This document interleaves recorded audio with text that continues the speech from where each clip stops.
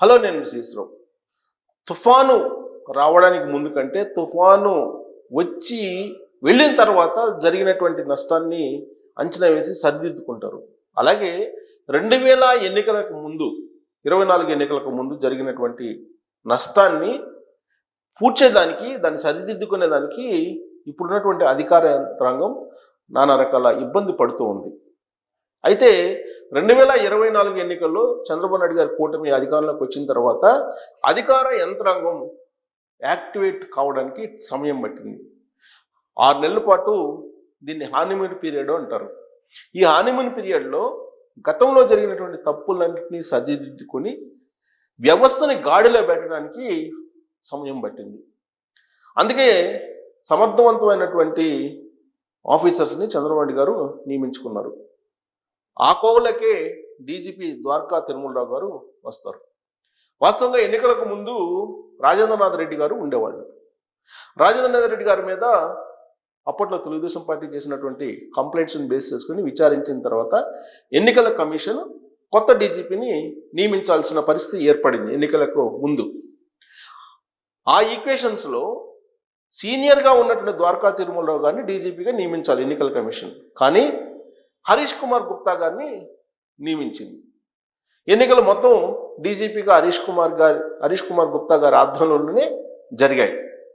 2024 ఎన్నికల్లో చంద్రబాబు నాయుడు గారి కూటమి అధికారంలోకి వచ్చిన తర్వాత ప్రమాణ స్వీకారం రోజున హరీష్ కుమార్ గుప్తా గారు ట్రాఫిక్ నియంత్రణ కానీ లేదా శాంతి భద్రతల పర్యవేక్షణలో కానీ అనుకున్నటువంటి స్థాయిలో నిర్వహించలేకపోయారు అనేటువంటి అపవాదుని ఆయన మూటగట్టుకున్నారు. దాంతో హరీష్ కుమార్ గుప్తా గారిని డీజీపీగా పక్కన పెట్టేసి ఆ స్థానంలో సీనియర్ మోస్ట్ ఐపీఎస్గా ఉన్నటువంటి ద్వారకా తిరుమలరావు గారిని నియమించారు చంద్రబాబు నాయుడు గారు.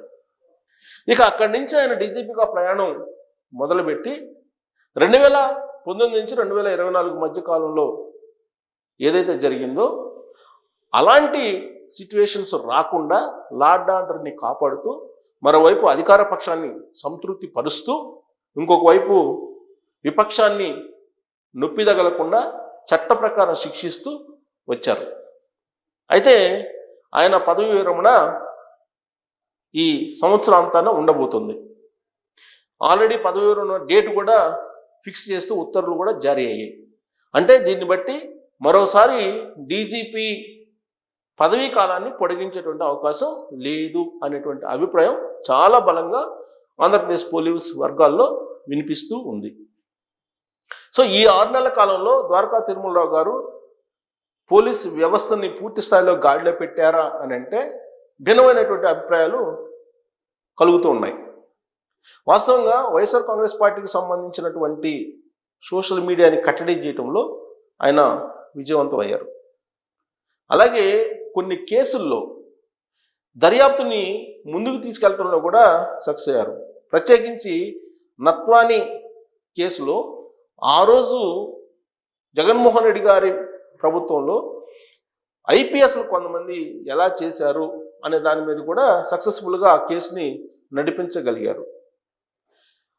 ప్రభుత్వం మారిన తర్వాత జరిగినటువంటి కొన్ని సంఘటనల్లో కొంచెం ఉదాసీనంగా వ్యవహరించారు అనేటువంటి అభిప్రాయం కూడా పార్టీ అధికార వర్గాల్లో ఉంది. ప్రత్యేకించి చెవిరెడ్డి భాస్కర్ రెడ్డి కుమారుడు రోహిత్ రెడ్డిని అరెస్ట్ చేయడంలో కానీ, అరెస్ట్ చేయకుండా ఆయన్ని కోర్టు అనుమతి తీసుకొచ్చేంత వరకు ముందస్తు బిల్ తీసుకొచ్చేందుకు ఉండటంలో కానీ, అలాగే ఇప్పుడు సిఐడి విచారిస్తున్నటువంటి కేసుల్లో ప్రత్యేకించి త్రిపుల్ కేసు రఘురామకృష్ణరాజు గారికి సంబంధించినటువంటి కేసులో విజయపాల్ వ్యవహరిస్తున్నటువంటి తీరు ఏదైతే ఉందో అది పోలీసులు తాము అనుకున్న విధంగా వ్యవహరించలేకపోతున్నారనే అభిప్రాయం అధికార వర్గాల్లో ఉంది. ద్వారకా తిరుమలరావు గారు డీజీపీగా ఉన్న సమయంలో చట్టం తన పని దాన్ని చేసుకుపోతుందని చెప్పి ఆయన పదే పదే చెప్తూ ఉన్నారు. అంతేకాదు ఒకానొక సమయంలో ఆయన్ని వైఎస్ఆర్ కాంగ్రెస్ పార్టీ వాళ్ళు కూడా టార్గెట్ చేశారు.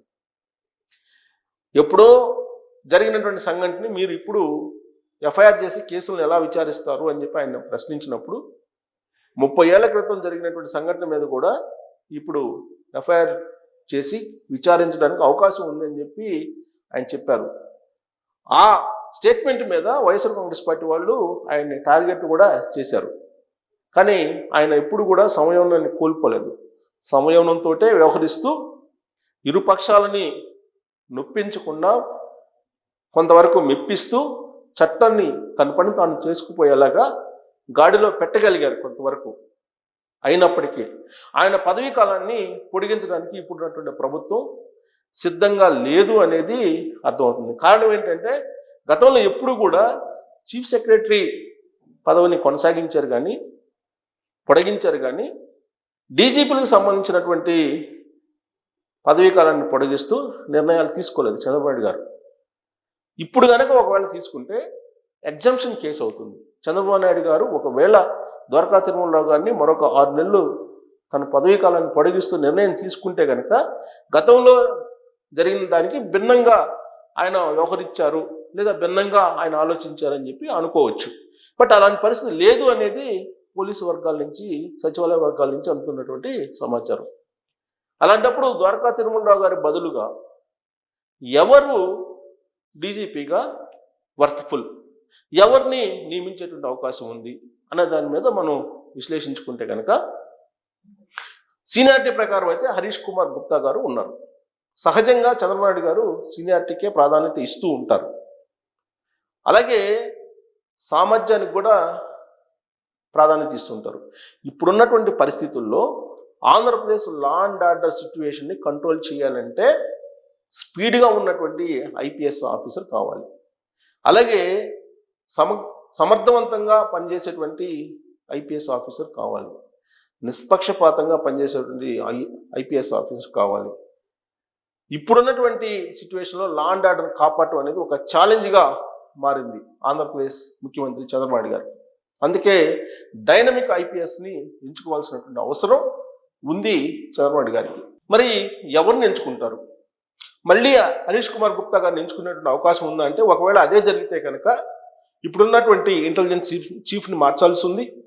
అలాగే సిఐడి చీఫ్ని మార్చాలి, విజిలెన్స్ సంబంధించినటువంటి ఇన్ఛార్జీలను మార్చాలి. టోటల్గా పోలీస్ డిపార్ట్మెంట్ని షఫలింగ్ చేయాలనేటువంటి ఆలోచనతో ఇప్పుడు ఉన్నటువంటి ఆంధ్రప్రదేశ్ ప్రభుత్వం ఉంది అని చెప్పి తెలుస్తుంది. కొత్త ఏడాది కొత్త తరహాలో పోలీసు సంస్కరణలు అలాగే పోలీసు వ్యవస్థని ప్రక్షాళన చేయాలి అనేటువంటి ఆలోచనతో ఇప్పుడున్నటువంటి ప్రభుత్వం ఆలోచిస్తుంది అనేది ఒక సమాచారం. అదే జరిగితే కనుక ఒకవేళ హరీష్ కుమార్ గుప్తా గారిని డీజీపీగా చేస్తే సీనియారిటీ ప్రకారం టోటల్ ప్రక్షాళన జరిగేటువంటి అవకాశం ఉంది. సో హరీష్ కుమార్ గుప్తా గారి ఒక ప్రొఫైల్ ఒకసారి చూస్తే ఆయన సీనియారిటీ ఏంటి, ఆయన ఎక్కడెక్కడ పనిచేశారు అనేది, ఆ తర్వాత అసలు ఆయనకు అవకాశం ఇస్తారా ఇవ్వరా అనేది మనం కంక్లూజన్కి రావచ్చు. సో హరీష్ కుమార్ గుప్తా గారు 1992 బ్యాచ్ ఐపీఎస్ అధికారి. ఖమ్మం, నల్గొండ, మెదక్, కరీంనగర్ జిల్లాల్లో ఏఎస్పీగా విధులు నిర్వహించారు. 97లో కృష్ణా జిల్లా ఎస్పీగా ఆయన పనిచేశారు. 2002లో హైదరాబాద్ సౌత్ జోన్ డీసీపీగా పనిచేశారు. 2010లో విజిలెన్స్ అండ్ ఎన్ఫోర్స్మెంట్ డిఐజీగా ఆయన పనిచేశారు. 2011లో గుంటూరు రేంజ్ ఐజీగా ప్రమోషన్ పొందారు. 2012 నుంచి 16 వరకు లా అండ్ ఆర్డర్, లీగల్, టెక్నికల్ విభాగాల్లో ఐజీగా విధులు నిర్వహించారు. 2017లో అడిషనల్ డీజీపీగా ప్రమోషన్ పొందారు చంద్రబాబు గారి టైంలో. 2019 నుంచి 2022 వరకు logistic, home guard, police recruitment board ఏడీజీపీగా పనిచేశారు. అది ఇది జగన్మోహన్ రెడ్డి గారి పీరియడ్లో దాదాపు 4 ఫోకల్ పాయింట్ పోస్టులో ఉన్నారు. 2022-24 వరకు హోంశాఖ ప్రిన్సిపల్ సెక్రటరీ బాధ్యతలను ఈయన నిర్వహించారు.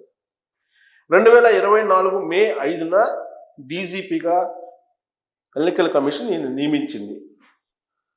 విపక్షాల ఆరోపణలతోటి అప్పటి వరకు ఉన్నటువంటి రాజేంద్రనాథ్ రెడ్డి గారిని మార్చేసి ఆ ప్లేస్లో హరీష్ కుమార్ గుప్తా గారిని నియమించింది ఎన్నికల కమిషన్. 2024 జూన్లో హోంశాఖ ప్రధాన కార్యదర్శిగా మళ్ళీ నియామకం అయ్యారు.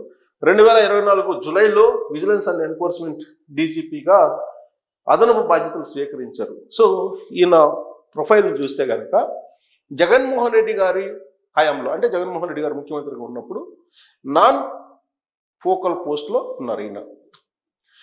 ఆ ఈక్వేషన్ నుంచి చూస్తే కనుక హరీష్ కుమార్ గుప్తా గారిని డీజీపీగా నియమించేటువంటి అవకాశం ఉంది. అయితే హరీష్ కుమార్ గుప్తా గారు మరి లా అండ్ ఆర్డర్ని ఇప్పుడున్నటువంటి సిచ్యువేషన్లో చక్కదిద్దగలరా అనే ప్రశ్న వేసుకుంటే కనుక మరి ప్రమాణ స్వీకారం అప్పుడు ఎలా జరిగింది అనేది మనం చూసాం. ఆ కోణం నుంచి చూస్తే కనుక మరి ఆయన్ని పరిగణలోకి చంద్రబాబు గారు తీసుకుంటారా అని అంటే తీసుకోకపోవచ్చు అనేది ఒక ఇన్ఫర్మేషన్. బట్ సీనియారిటీకి ప్రాధాన్యత ఇస్తే కనుక చంద్రబాబు గారు ఖచ్చితంగా హరీష్ కుమార్ గుప్తా గారికి అవకాశం ఉంటుంది. మరి ఈయన కాకపోతే ఎవరు అనే దాని మీద రకరకాల చర్చ జరుగుతుంది. ప్రస్తుతానికైతే సీనియారిటీ ప్రకారం హరీష్ కుమార్ గుప్తా గారికే చంద్రబాబు గారు అవకాశం ఇస్తారు అని తెలుస్తుంది. ఇంటెలిజెన్స్ చీఫ్ మహేష్ చంద్ర లడ్హా గారిని కూడా మార్చేసే అవకాశం ఉందని కూడా అనిపిస్తుంది. సో ఇన్ని ఈక్వేషన్ల నడుమ డీజీపీగా ఇప్పుడున్నటువంటి పరిస్థితుల్లో ఆంధ్రప్రదేశ్లో ఎవరైతే బెటర్ అనే దాని మీద కామెంట్ రూపంలో